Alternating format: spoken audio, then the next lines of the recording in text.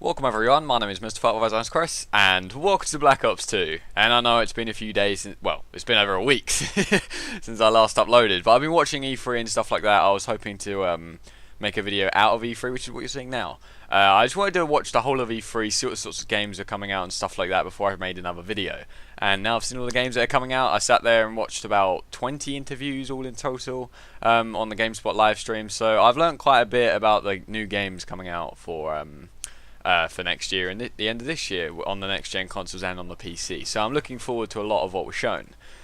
First of all though, I just want to thank everyone because I've just hit 53 subscribers at the time of this video, which means I've finally hit the 50 subscriber mark. And I hope to go, above that in the future. But it's really cool that I've reached that now because it's a nice round number and, hopefully I can go up a little bit more. It'll be awesome. Thanks for all of you for subscribing and giving me feedback on my videos and stuff like that. It is really, it is really awesome to see all the feedback that people give me. It is just so good. Anyway, on to E3. So, next gen consoles, which one am I buying? Because as most of you know, I have been playing a lot on PC of late. But that's not going to stay that way because I need to upgrade my PC, but the problem is I can't really afford to at the moment. But I can afford a PS4. Now, if you're wondering why I'm getting PS4 over Xbox, well, to put it in simple terms, I've had a PS1, a PS2, and a PS3, and the way I looked at it, I walked into E3 with an open mind, but unless Xbox really wowed me, I wasn't really willing to get an Xbox One over the PS4.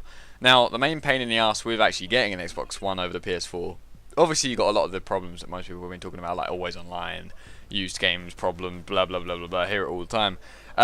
It's actually not. That's not my issue with it. My problem with it is really, it's a little bit more expensive, and I just cannot be asked to transfer to a new account on a new system when I can just keep my old account on my current system. I can continue to play as Mustafa on my PS4, and I'm also getting a Vita as well, which is going to be pretty cool. So yeah, I don't really want to switch over to an Xbox. Even if they did a really good job at the conference and they showed me a lot of features that I was looking forward to, then I might consider it. But at this stage in time, it's not happening. Now, while we're on the subject of next gen consoles, actually, I just want to say something to Xbox people because I'm actually I kind of feel sorry for people who've been playing on Xbox for like 6, 7, 8 years or whatever it's been now, because you've got your accounts on your Xbox 360s at the moment, and you probably want to transfer them over to an Xbox One.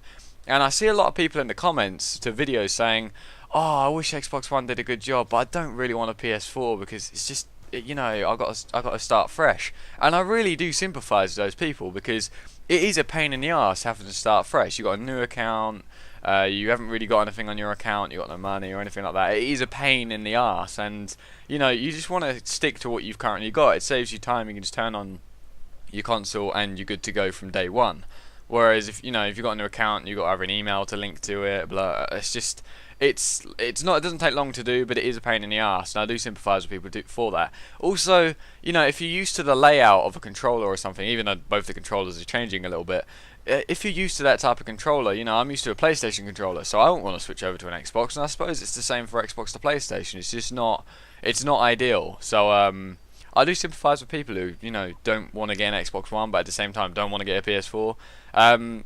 So yeah, I actually feel quite sorry for those people, but that's just what happens with companies. You got to put trust in them, and then when they mess up, that's just how it is. But to be honest, I don't think it's over for Xbox. It's just round one of like an 8-round game, and they've still got many other rounds in order to win people over again. If they change certain things about their console, they can easily win customers back. It's just a case of satisfying those customers. Now anyway, onto the games of E3, the ones that really, the ones I'm looking forward to the most. Now, the cool thing about E3 this year, and I was kind of skeptical before E3 started, was I was confused as to whether it was just going to be a bunch of shooters again, like we've been seeing for the past few years on the consoles, and so in some ways even on the PC too. There's been more variety on the PC, but that's mainly because of the technology available. But now the next gen consoles have brought that technology to a point to the consoles, so now that there's more power, you will see different types of games. Now, there was a lot of shooters shown off at E3, but these shooters are different to our old shooters. They're not just first-person shooters. They're like MMOs, RPGs, and open world multiplayer experiences, and they look really, really good. And just the fact that they're shooters doesn't really bother me. It's just the fact that they're unique shooters. They're different. It's stuff we haven't really seen that much before. So I really look forward to a lot of these things. And in no particular order, here are the games I look forward to that I saw at E3. So first of all, we've got Battlefield 4. Now Battlefield 4, I was quite skeptical when I originally saw the 17 minutes of gameplay footage I showed off like months ago. The main reason I was skeptical is it did look a lot like Battlefield 3. However, I've come to think now, you know, it is an alpha, so if an alpha game is already looking like Battlefield 3, that's great, because it's got room to improve. And also, the multiplayer trailer they showed off, and also I've been watching a little bit of the live streams of the multiplayer too, there is a lot of different stuff in there, and they've definitely changed the game from Battlefield 3, and I really look forward to playing it. It does look really, really good. So Battlefield 4 is a definite, but I will be playing the Battlefield 4 beta, which I'll hopefully record for you guys, because I do have access for that. I'll be playing that on PC. But when the actual game comes out, because I don't think my PC is going to be able to run it that great unless I can upgrade it within, you know, 6 months, I will be playing Battlefield 4 on the consoles, which will probably happen anyway. The next game I really look forward to, and I was quite surprised with this actually, was The Crew.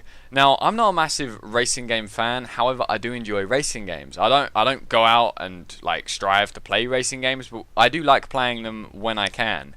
And the thing about this year's E3 was there were a lot of racing games showed that weren't really, you know, we haven't seen really good racing games for a long time. The last game I remember actually looking forward to was Gran Turismo 5, and might I say, as much as a lot of people would disagree with me, I found that to be a bit of a disappointment. I know it stated itself to be the real driving simulator, but I thought it was just too real to be fun, and that's kind of where realistic games can sometimes go wrong. If they're too realistic, they can actually take a lot of the fun aspect out. But The Crew actually looks like a lot of fun. It's very arcadey, it's got a lot of customization, it's open world, the whole of America, which is absolutely mental, and it's a racing game in which you can just, you know, you crew up with your friends and you just race, and I think that's really awesome. It's also an MMO in the way that you've got a lot of other players around you at all times, and I really, really look forward to that aspect of the game. So The Crew is another definite play. Now, well, actually, let me just clarify one more thing. The Crew is a definite play, providing what I've seen is pretty much how the game's going to play. If there's stuff in there that I'm not really a fan of, then I probably won't play it. But anyway, moving on. Destiny. Now, Destiny is my most anticipated game of E3. And I know it was shown a little bit last year, but now that I've seen what the game looks like in-game and I've learnt a lot about the game, I really look forward to Destiny.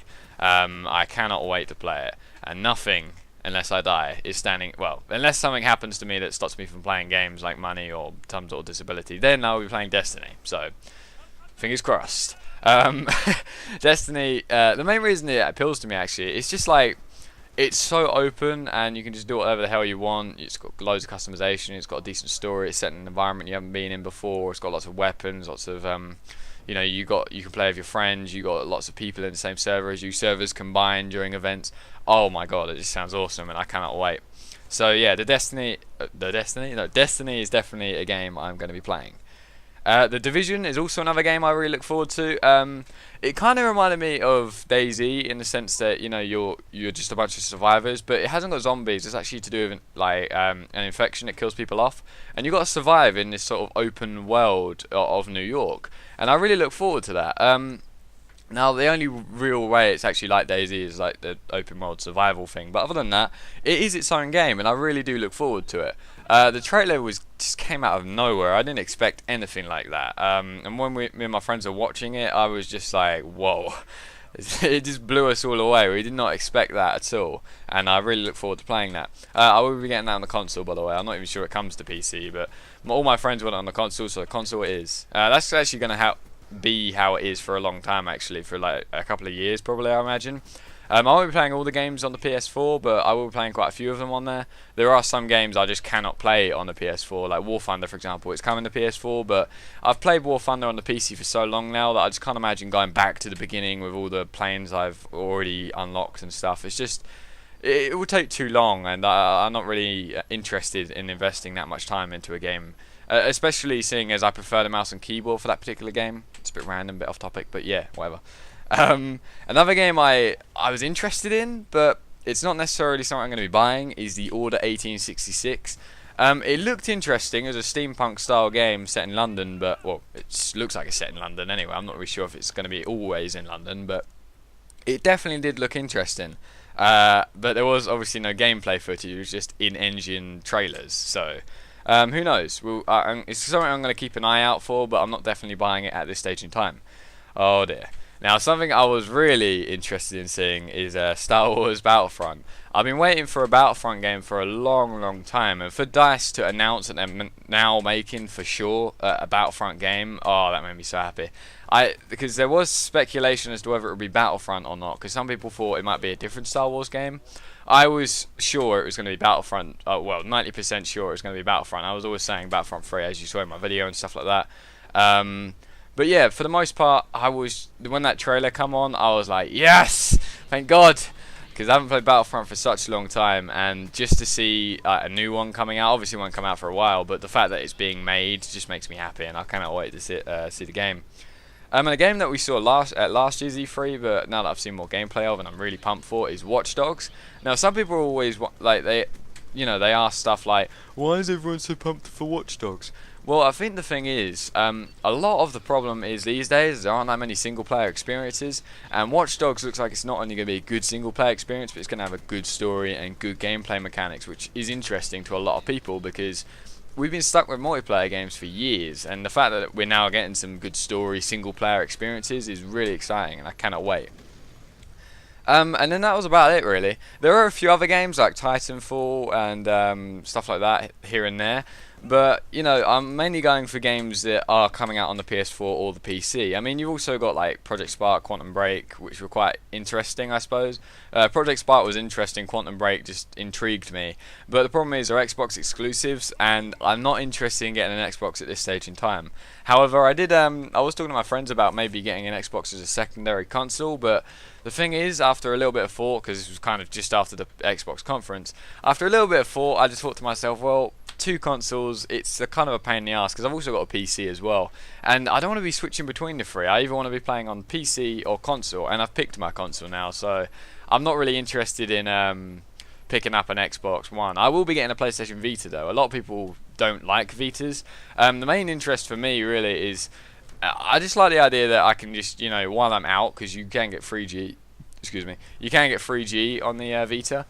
And a new feature with the PS4 is that you can actually buy games before you get home and have them ready downloaded for you, but you do need a smartphone to activate that. However, if I have my Vita, because I have no interest in buying a smartphone, because I just don't use my phone enough.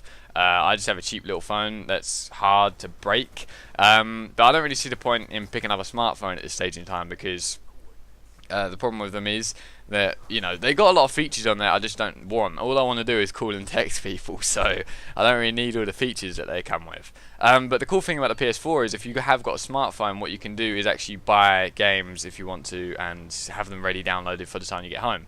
But because I have no interest in getting a smartphone, I've decided that instead I'm going to get a PS Vita.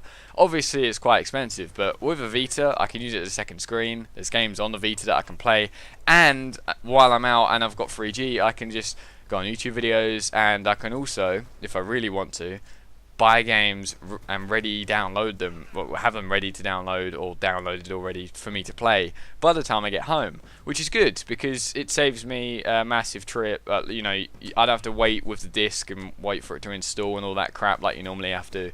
I can just download it and it's done, and it just saves me a bunch of time, which is good. So I would definitely be picking up a Vita now that next gen consoles have a use for the Vita, I suppose. I mean, on the PS3 you could do like a second screen thing, but I think it's called remote play. They didn't really interest me too much because the PlayStation games I have at the moment, I want to play on my PS3, whereas on the PS4 there are a few things that I could possibly play on my Vita, which would be quite interesting, but who knows. So yeah, definitely getting a Vita. Now on a final note, because obviously I do not upload nearly as regularly as I used to, it's mainly due to, like, last week, like I said, I was watching E3. I wasn't actually that interested in making a video last week, mainly because there was stuff to talk about, but I thought I'd just put it all into one video, because, you know, Battlefield 4 was announced and stuff like that on the first day, but I didn't want to just go and make a video on the first day without all the facts, and the thing was, I thought if I sit through all the interviews and stuff, it'll be a bit more interesting, and I can really get a good idea of what a lot of these games look like, because obviously you can ask questions to developers through GameSpot, which is pretty cool. I didn't ask any personally, but the people who did ask questions did a pretty good job of asking good questions. Actually, no, there is one more thing I want to talk about from E3. I know a lot of you have seen me play Arma 3 just once. I made one episode of it. I will be making more, by the way. It's just I haven't been playing Arma 3 as much as I used to. But the thing about Arma 3 is that it's actually going into beta pretty soon. And because it's going into beta, I think that it will be more interesting to play. There's actually going to be like tanks, gunships, and more weapons and stuff like that on the island of Stratus, which is the island you play in. In Arma 3. So I do look forward to the beta coming out, and I think I'm going to wait until that comes out, and then I will actually start to make more episodes of the Arma 3 Wasteland series. There will be more of those coming along, and I actually quite like making those. The biggest issue with making them is I have to play it a lot and be recording it, and the last episode I recorded for Arma 3, if you've watched it, that actually took me 3 hours to record in total.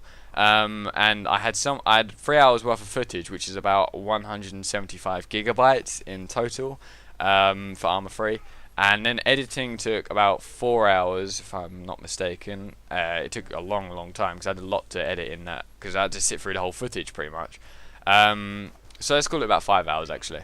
And then once it was done, I had to render it. That took an hour and a half, and then I had to upload it, which took 3 hours. So it's quite a long process making the Arma 3 episodes, but I do look forward to making some more for you guys, because they are really fun to make. Well, anyway, that's all I've really got to say today. So thanks for watching. Like, comment, subscribe, all that good stuff. I've been Mustafa. Over and out.